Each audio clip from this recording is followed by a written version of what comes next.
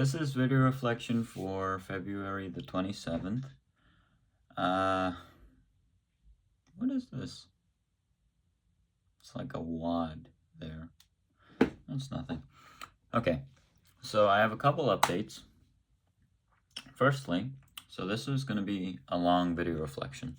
I want to start out by sharing my experience at Okinawa and at the Okinawa Open. So that's going to be part one. Part two is going to be sharing my experience at school. So for context, I arrived at Incheon Airport in South Korea, and then I booked and then I took a taxi straight to my school, 170 kilometers away, instantly, to go watch a musical performed by my friends.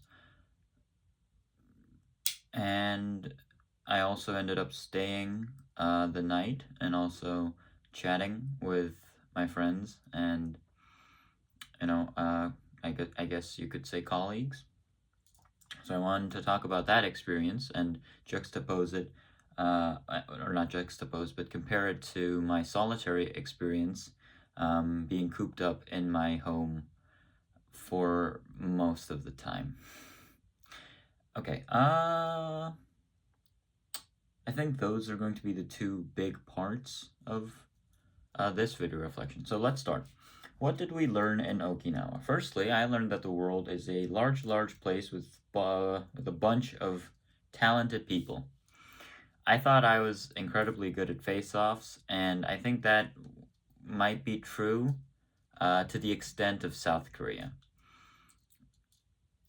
Now, over that border, there are a ton of people who are at least as fast, if not faster, than me at clamping.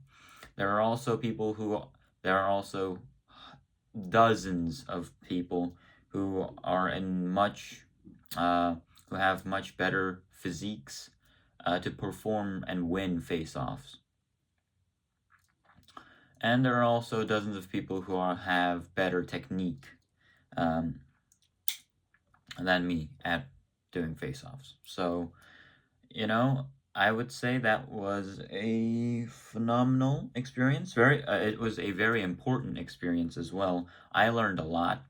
I've started to practice SNG face-offs, which is standing neutral grip face-offs.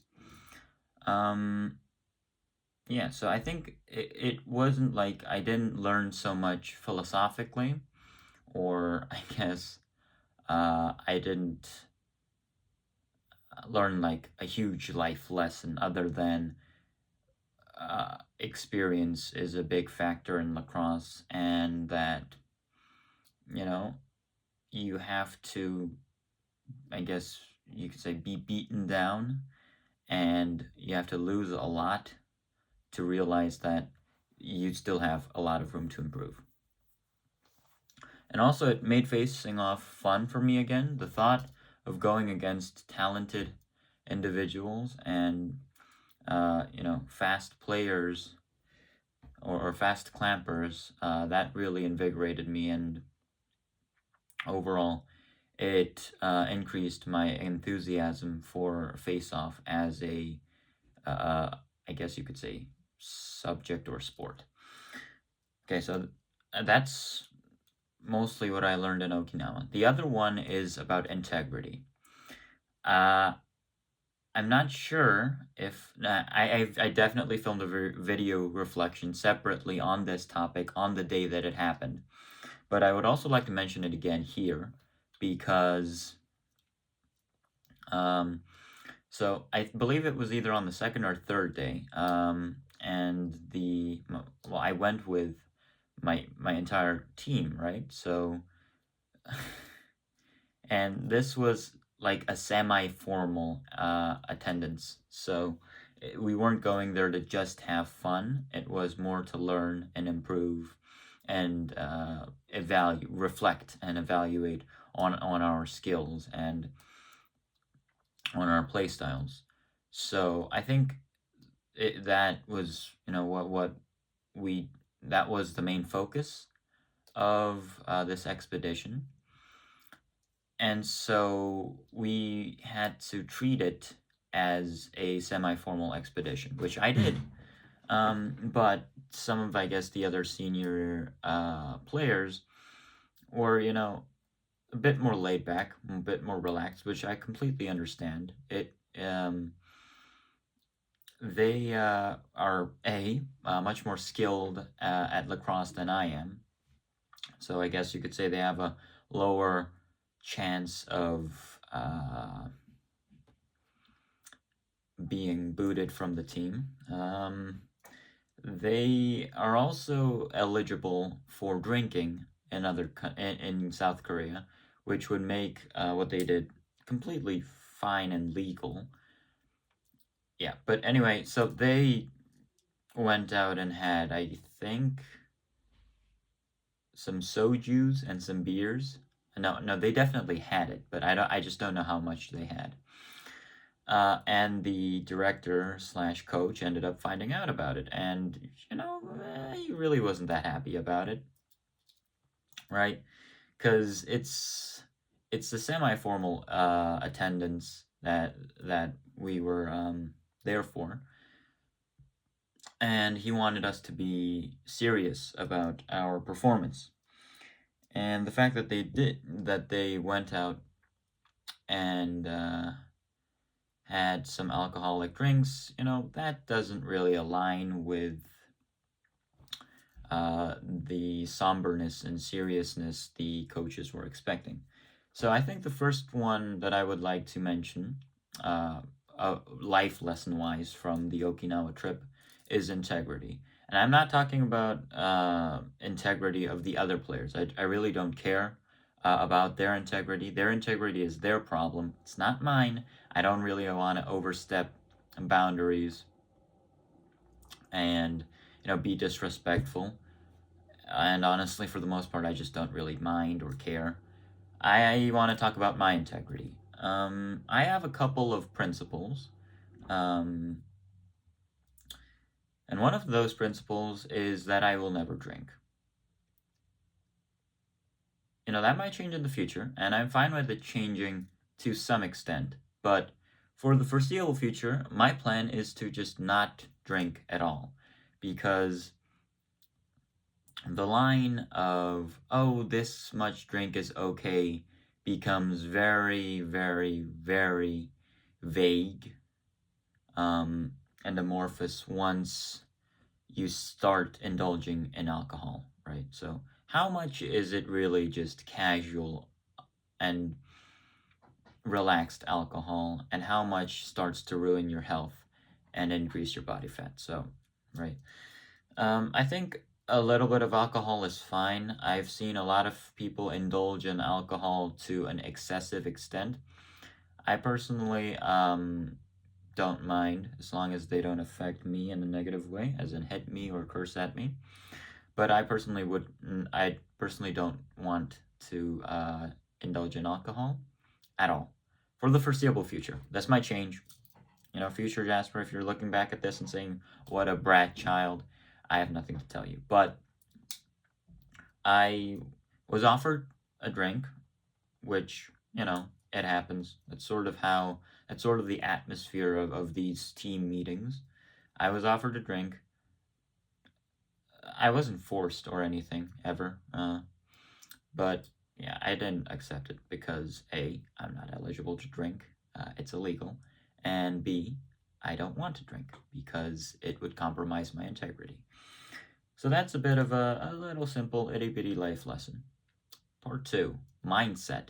Not part two. I meant part two of the life lessons from Okinawa. Mindset.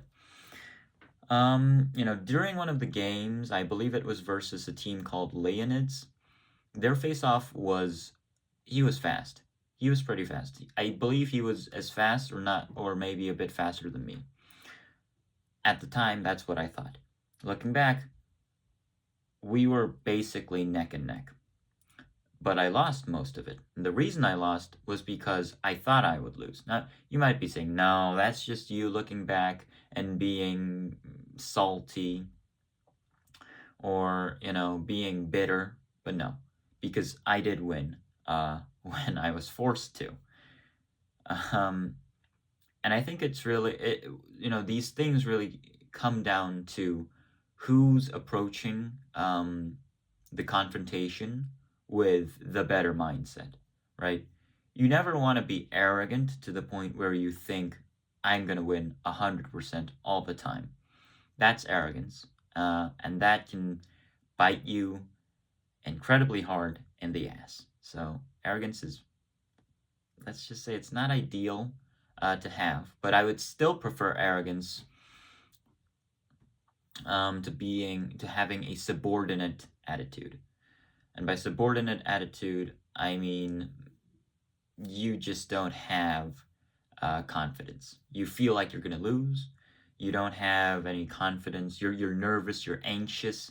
That kind of subordinate attitude, and I think that really affects your performance more than you think. Especially more than I thought, because once I thought, oh, I can win this guy, I actually did. And by I won, I mean I won the clamp, and then I screwed up on my exit because because I always screw up on my exit. Darn it! I have to practice that more. But that's another topic for another video. But I won when I had to because I thought I could win. I convinced myself, and therefore it happened. And by the way, I'm saying this works to the extent where your opponent and you are neck and neck. If they are leagues and bounds beyond you, it won't work, right? So that's basically it for Okinawa. I want to wrap that up, and I want to start talking about my visit to KMLA during my gap year. Now, as you probably know, I am in a gap year currently. It is February right now, so it's been exactly 6 months since my gap year started. Actually, this is the exact midpoint of my gap year.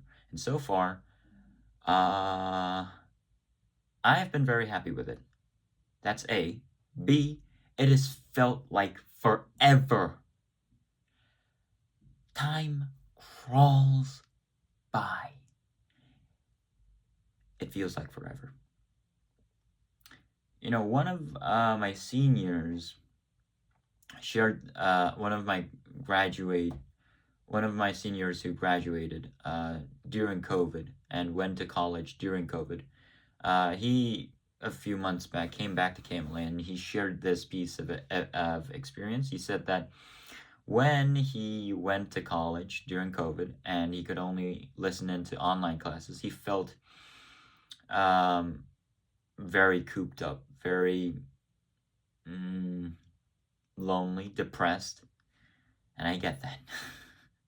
I totally do. I can totally understand how someone might suffer depression from being isolated from a social setting, because humans are social animals, and living alone or facing a wall or just being isolated is not good for your health. And by health I mean mental health. It is not good for your mental health. I have been coping by going to the gym, reading books, and what else have I been doing? Also, I actually meet quite a few people, quite a lot of people. So I meet quite a lot of people. So I'm not really worried about that part. I meet quite a lot of people. So I'm not in complete isolation. Plus, I always see my parents. My mom's out there right now. So I wouldn't say I have the worst case. But still, being separated from your friends and your colleagues and your age group, that's really not fun. It's not fun. Okay.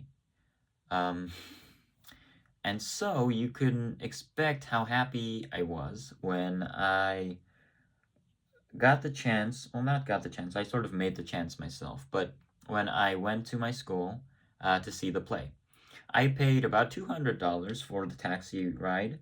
You could say I'm crazy, but I don't care because it's my hard-earned cash. I get to spend it however I want, right? You don't have a say in that. But I think it was worth every penny. Not because the play was superb. If you're watching this, and you're part of the scene, which is the name of the club. Firstly, congratulations on finishing the play. I liked it. I would say it was worth $200, $250 if you count how much I paid to sleep at my school. But I would say it was a fine play, and I don't regret spending $250 on it. Now, would I say that I would spend it again? No. And the play definitely had some parts that were lacking, but it's a student play. My hopes were not high. I was expecting far less, and so I'm satisfied. Now, with that being said, my entire trip to KMLA that cost $250, I think that trip is worth every penny because, and I'm willing to spend that money again to go to KMLA and enjoy my experience there again, definitely, anytime. Because, firstly, I met up with a friend.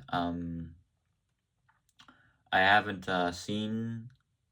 Right now, I'm just going to use the neutral pronouns. I haven't seen them for a while, like 8 months.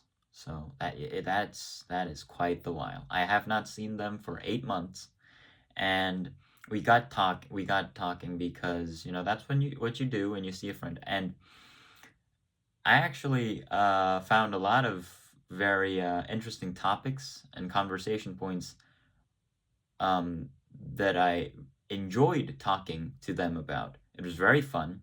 Um, I don't know, something just clicked for me. I don't know if they feel the same way, but on some of those topics, we shared a very, I would say, similar perspective. And on other points it was different, but I still feel like I gleaned a lot of perspective from the conversation. And so that was very entertaining, or not entertaining, but very um, meaningful. Meaningful. There's another word I wanted to use, but very productive. Yes, I would say the conversation was productive. Plus, it was fun, and I would do it again because it was fun and productive, right? Yeah. So that was one of the big reasons I got to talk with the friend that I haven't been able to see for 8 months. So that was really fun. And besides that, individual friend, I also got to see a whole bunch of my colleagues. They are, I like my colleagues. They're fun. These kids, they're fun. I also got to see some of my juniors, which are now my colleagues, and some of my seniors, which were my colleagues. And they are living different lives. You know, I got to, I guess, glimpse their lifestyles and some of their worries and some things that they're, insecure about, or I guess not sure about, because college is looming ahead. So I totally get that. But yeah, I also got to talk with the teacher, with the Chinese teacher, which I really like the Chinese teacher, by the way. Uh, this is a bit of some extra information, but I guess accidentally became uh, her child's godfather. That's why you really have to be careful what you say. Whatever. Yeah, you know what? It's fine, I guess, right? That's what I'm trying to convince myself of. But okay. Yeah, and then the conversation with the Chinese teacher, that was also really fun. I'm talking about conversations a lot because I'm someone that likes talking. I do like talking. It's fun, right? Uh, Albert says conversation is an art, and I totally agree with that because it is. It's really a ping pong back and forth debate. You're trying to not kill. You're trying to win your opponent and the judge over with your arguments. Public speaking. You're trying to be inspirational. You're trying to convey a message. Conversation is like a friendly sport, like a rally in tennis or badminton. Or pass and catch or catch ball for baseball. It's done in a friendly manner most of the times, I think. It's fun, and when both people enjoy it, it's even better. So I really like uh, conversing with other people, and I really haven't had that chance since I've been cooped up here in this 3x4 space, actually 5x4 space, for quite a long time. Yeah, so that experience, my visit to my school was very fun. And I'm definitely going to do it a whole lot more once I get my car. I cannot wait to buy my car because I know I can buy my car eventually. I will have enough money for it.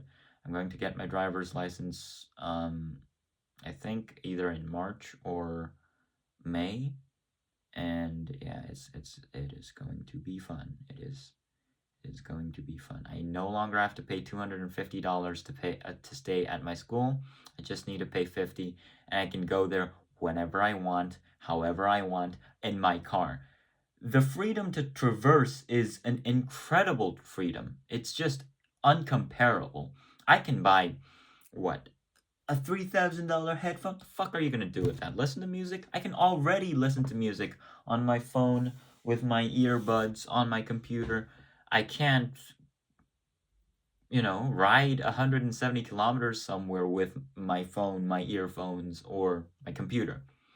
I would need a car to do that. And so that's why I'm buying one. Makes sense? Simple enough. Now, I cannot wait for that. That's going to be so fun. Yeah. So that's going to be it for this video reflection, and I will be back. Maybe tomorrow. Maybe when I have more updates. When I have updates or when I have lessons that I want to share, it's so easy to film one because the words just flow out of my mouth. I don't even have to make an effort for them. I just need to put them into decent grammar and decent sentences for comprehension. But when I don't have anything to say, uh, I sort of ramble about random topics, which is, I guess, fine as an exercise of public speaking. But it's not really ideal, and it's less entertaining, and it's kind of boring for me too. So that's why I don't waste the time to film mindless video reflections, and instead I make video reflections once in a while when I have gathered enough spice to make the pizza tasty. Anyway, bye bye, and I hope you have a great day.